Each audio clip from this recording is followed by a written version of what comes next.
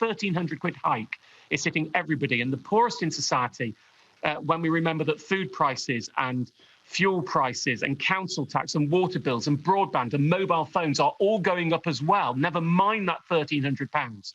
The measures that we're seeing today, which even in the best case scenario, even if you couple it with the £150 council tax rebate the Chancellor announced a couple of months ago, and the £200 loan not loan to help with energy he also announced, even at the top end is about £650 of help.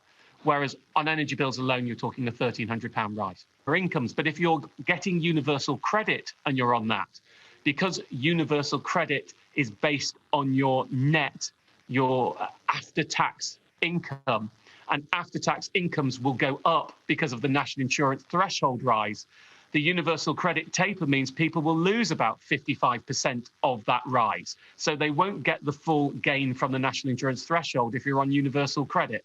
So, look, this is still a very dangerous time. The best way to think of this is by October, based on current estimates, it's likely that a typical household's energy bills will be £1,300 higher than at the same point last October.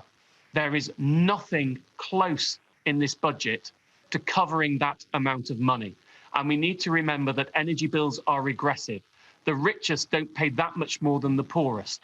They're pretty much flat. It's almost a poll tax of energy bills. So that universal credit uplift that is nowhere near the amount that inflation is going to rise by. How difficult is it going to be for families on low incomes? And were they targeted enough in the spring statement?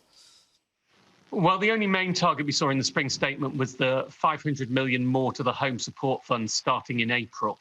The Home Support Fund, it's what I call the starving or freezing fund, effectively. It's to give people right in that danger point that they don't have food to feed themselves or their family, or they can't pay their fuel